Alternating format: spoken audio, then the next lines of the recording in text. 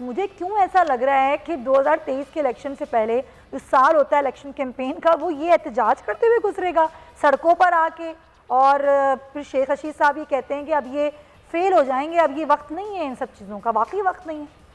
देखें, अगर मौलाना फजल रहमान के नुक्ता नज़र के मुताबिक चीज़ों को देखा जाए तो बनता तो ये है कि ये जो 3 ऑप्शंस बताए हैं सिद्दीकी साजिद साहब ने, जी उन पर तो गौर नहीं किया जाना चाहिए, बल्कि किया ये जाना चाहिए कि पहले इस्तीफों का ऑप्शन इस्तेमाल किया जाए। अच्छा। वो तो इस्तीफों के ऑप्शन पर तो उन्होंने 2 पार्टियों को निकाला पीडीएम से। बिल्कुल, और उनका ये था कि जी वो पार्टियां कह रही थी कि नहीं, इस्तीफे देना जो है ये आखिरी ऑप्शन है और उसको इस्तेमाल करेंगे। ये कहते थे कि ये पहला ऑप्शन है और हमें इसी को इस्तेमाल करना है और हम इसी को इस्तेमाल करेंगे। और इस झगड़े में उन्होंने जो है पीपल्स पार्टी को और एएनपी को अलग कर दिया। ठीक है जी, आपने मूवमेंट भी नहीं चलाई, आपने लॉन्ग मार्च भी नहीं किया, आप धरने की तरफ भी नहीं गए, अब आप दोबारा तहरीक चलाने जा रहे हैं, तो आपको तो शुरू यहाँ से करना चाहिए। यानी मौलाना उस पर राजी नहीं होंगे, मौलाना उस पर राजी होंगे अपने पूरे दिल की तसल्ली के साथ। ज़ाहिर है नून लीग इस चीज़ को कैसे मान लेगी। और उनका पीपल्स पार्टी पर तो दबाव था। पीपल्स पार्टी ये जो पार्लियामेंट का ऑप्शन है उसको नहीं छोड़ना चाहती थी और वो पार्लियामेंट के ऑप्शन के साथ रहना चाहती थी। तो उस ऑप्शन को अपनाने पर तो पीपल्स पार्टी ने को ये चले राना सनाउल्लाह साहब से ही पूछ लेते हैं। कॉल है, पाकिस्तान मुस्लिम लीग नून के रहनुमा हैं। बहुत शुक्रिया राना साहब। अभी हम बात कर रहे थे कि जिन जिन चीज़ों पर बात होगी 18 अक्टूबर के सरबराही इजलास में पीडीएम के, इस्तीफों पर बात होगी या नहीं होगी, जो पहला ऑप्शन होना चाहिए।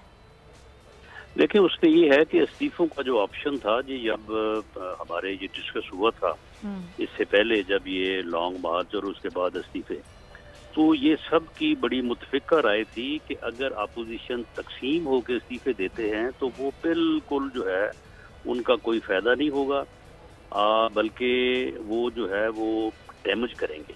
अपोजिशन, अगर पूरी अपोजिशन पार्लियामेंट से बाहर आए तो उसका एक इम्पैक्ट हो सकता है for free and fair election. अगर अपोजिशन तकसीम हो जाए, मिसाल के तौर पे वहाँ पे 3 बड़ी पार्टियां हैं, 2 बाहर आ जाए, 1 बैठी रहे, या 1 बाहर आ जाए, 2 बैठी रहे, तो उसका कोई इम्पैक्ट नहीं होगा, बल्कि वो जो है वो नुकसान होगा अपोजिशन के काज को।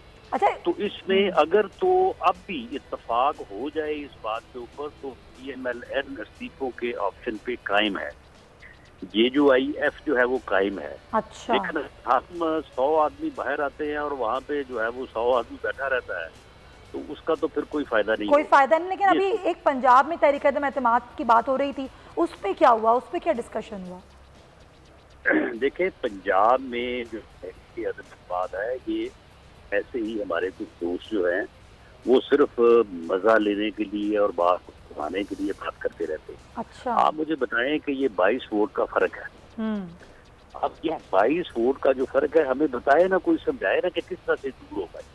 यानी पीपल्स पार्टी और हमारे जो वोट है वो तकरीबन 160-160 राउंड अबाउट है। उनके पास 182 है। ये 22 वोट का फर्क जो है, ये कोई हमें समझाए कि किस तरह से दूर हो सकता है। रही बात उनकी जो होते है अपना जहांगीर तरीन ग्रुप, जी, तो ये मैं साथी तौर पे पूरी जिम्मेदारी से कहता हूँ कि वो कतन इस बात के ऊपर आमादा नहीं थे कि वो अदम एतमाद की तहरीक को जो है वो सपोर्ट करेंगे। अगर वो आज भी आमादा हो तो हम आज भी इसको जो है तो सर फिर पीडीएम कामयाब कैसे होगी? इलेक्शन कैंपेन शुरू हो जाएगी अगले साल से, 2023 के इलेक्शन से 1 साल पहले। पंजाब में बड़ी जो है ना वो टाइट पोजीशन है, इस तरह से कि हमारे लोग हैं, उसके बाद 7 या 8 वोट हैं पीपल्स पार्टी, दैट्स ऑल। सही है। उसके बाद बाकी जो है वो पीटीआई के हैं। सही है। और उनके साथ जो है वो क्यू लीग है। क्यू लीग ने पीटीआई के साथ मिलकर इलेक्शन लड़ा हुआ है। उसमें ये गुंजाइश ही नहीं है कि कोई लड़ा या एक पार्टी जो है वो कहे कि जी मेरे पास 22 वोट है और मैं इधर से इधर जा रहा हूँ। ऐसी तो सूरत हाल नहीं है। तो इसलिए ये पहले दिन से मालूम था, वो फर्क कम है, लेकिन दोनों तरफ जो है वो पोजीशन बड़ी वाज़ेह है। तो सर जब इतनी चीजें क्लियर हैं तो फिर ये पीडीएम हल्की फुल्की मौसीकी होगी कि इलेक्शन से पहले, या फिर कुछ करेगी पीडीएम हुकूमत के खिलाफ? नहीं, देखिए बात ये है कि पीडीएम जो है या पीएमएलएन जो है, या कोई भी सियासी जमात जो है, यानी कोई भी सियासी जमात वायलेंस की या ये तो नहीं है कि हम बंदूकें आके तो जो है वो बाहर निकल पड़ेंगे जी, हमने कोई तालिबान जैसी जो है वो जदोजहद करनी है। हमने पॉलिटिकल सियासी एक बयानिया, सियासी एक जदोजहद करनी है जो कानून और आइन का तकाजा है, जो उसको परमिट करता है। अच्छा। उसके बाद फिर इलेक्शन है। तो मामला ये है कि लोगों को अवेयर करना, लोगों को अपने नुक्ता नजर का कायल करने के लिए जैसा है, जुलूस है, रैलीज है, टॉक शो है, प्रेस कॉन्फ्रेंस है, यही जमहूरी और कानूनी तरीका। बाकी इसके अलावा तो फिर एक तालिबान वाला तरीका रह जाता है। अगर उसकी कोई गुंजाइश हमारी समझ में तो के मुताबिक नहीं है, लेकिन अगर कोई समझता है कि वो गुंजाइश है तो फिर आप खुद ही बता देंगे फिर हमें क्या करना चाहिए। क्या करना चाहिए, ठीक है। बहुत शुक्रिया आपका। राना सनाउल्लाह साहब कह रहे हैं कि बताएं आप फिर क्या हम बंदूकें उठा लें, क्या करें फिर हम, किस तरह टफ टाइम दें? नहीं, मैं समझता हूँ कि एक तो राना साहब बहुत मैच्योर और बड़े मंझे हुए पॉलिटिशियन हैं और चीज़ों को बहुत बारीकी से समझते हैं और उनके पास एक विज़न है। लेकिन ये जो रहा है प्रॉब्लम कि अपोजिशन में अपोजिशन हो गई थी, अपोजिशन तकसीम हो गई थी और अब राब्ते हो रहे हैं। तो अब राब्तों का अब बुनियादी मकसद क्या है? क्या पीपल्स पार्टी और ANP को शहबाज शरीफ जब उनसे राब्ते कर रहे हैं तो क्या उनको वापस PDM में लाने की बात कर रहे हैं? PDM में जो इख्तलाफ हुआ था वो तो लीडर ऑफ अपोजिशन, सेनेट में लीडर ऑफ अपोजिशन के मसले पर हुआ था और दोनों पार्टियों को शो काज नोटिस की वजह से हुआ था। तो क्या वो अवामिल ख़त्म हो गए हैं और क्या उन अवामिल के होते हुए फिर एक साथ चलने की बात? तो ऐसा कुछ नज़र नहीं आ रहा। हाँ, बज़ाहिर तो ऐसा कुछ नज़र नहीं आ रहा। ऐसा कुछ नज़र नहीं आ रहा है। और दूसरी बात ये भी है कि मोहतरमा मरियम नवाज़ ऑन द रिकॉर्ड हैं कि इस हुकूमत को चलते रहना चाहिए अपने खात्मे तक।